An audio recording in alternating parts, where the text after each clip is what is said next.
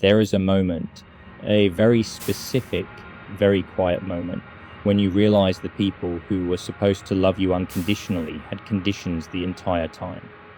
This is that moment. Marcus was 34Y, unmarried, renting a modest apartment 20 minutes from the family home he grew up in.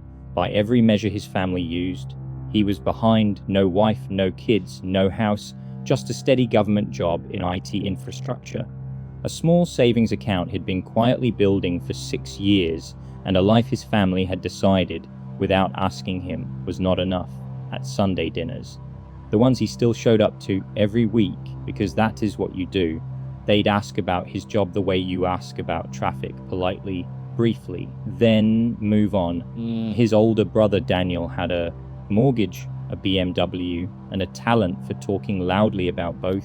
His cousin Priya had just gotten promoted, which their aunt announced at the table like a press release, and Marcus, his mother once said, not cruelly, just casually, the way people say the most devastating things, Marcus, you've always been the one who takes his time. I just hope you figure it out before it is too late.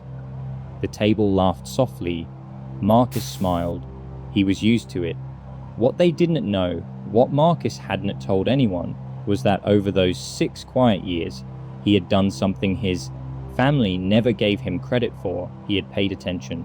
He'd watched the 2008 crash as a teenager. He'd read every finance book he could find in his 20s. He'd maxed out his employer pension match. He'd put money into index funds every single month automatically, without drama, without showing off. He had a financial advisor, a small emergency fund, 0 consumer debt. Nobody knew, because nobody asked. The red flags, looking back, were there. Daniel had mentioned, twice offhandedly, that he was dealing with some cash flow stuff. Their mother had asked Marcus if he knew anything about refinancing. His cousin had made a joke at Christmas about how Marcus was probably the richest one there. Marcus had laughed. He thought it was a joke. The meeting was framed like a dinner. It was actually an ambush. Everyone was there. Daniel, their mother, Aunt Rosa, cousin Priya, even Uncle Clement, who only showed up when something was either very good or very bad. Marcus sat down. Nobody touched their food. Daniel spoke first. He'd been laid off 4 months ago. Something had hidden from the family. The BMW was leased, and the lease was up. Darn.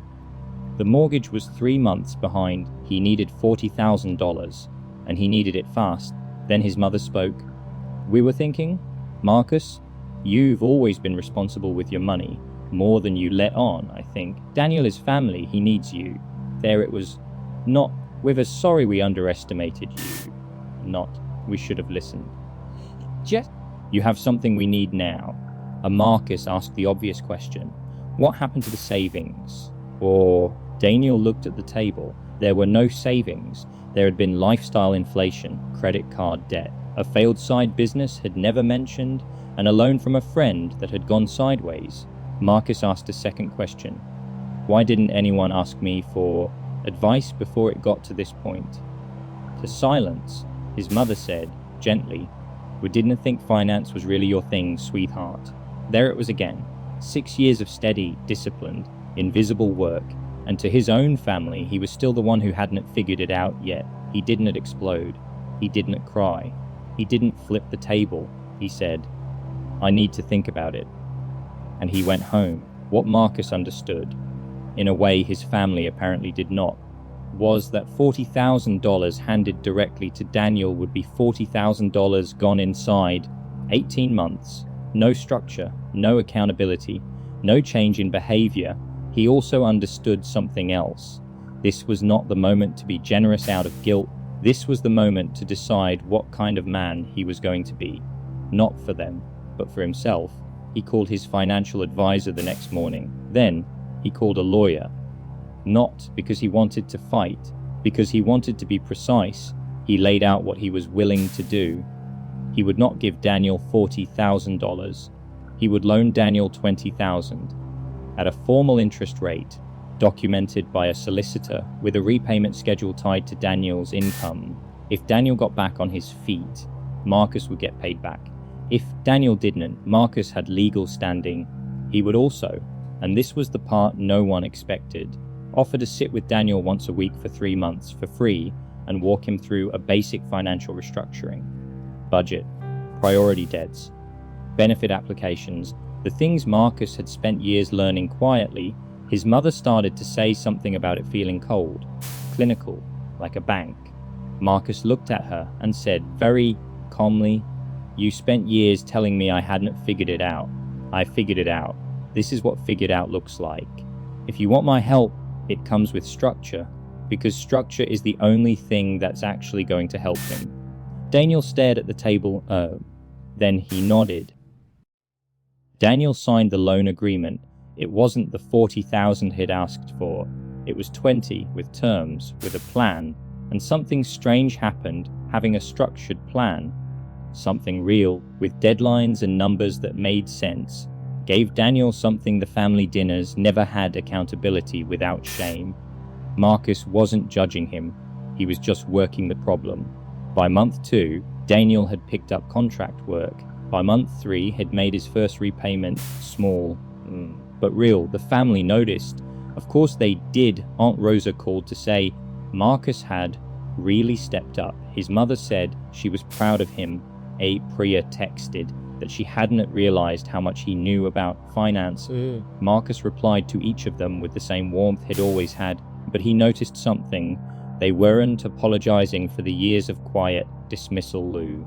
They were just repositioning, updating the label they'd put on him, like he'd finally passed a test they'd been running without telling him, and he chose, consciously, deliberately, not to be bitter about it, not because he'd forgiven everything instantly, but because bitterness was expensive, and Marcus had learned better than anyone in that family how to protect his resources. The revenge, if you can even call it that, wasn't dramatic.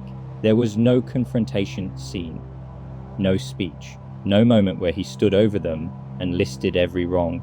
The revenge was this: he showed up, again, to the same table that had dismissed him, and he was the only one prepared for the crisis. He was the only one with the knowledge, the savings, the legal foresight, and the emotional discipline to actually help.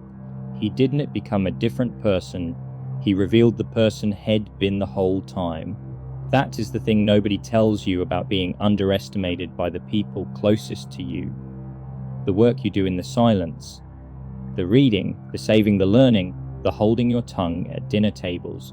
It doesn't disappear just because nobody clapped for it. It compounds. And one day, when the world tilts and everyone reaches for something solid to hold onto, they reach for you. If you've ever been the quiet one, the one they doubted, this story is for you. Drop a comment.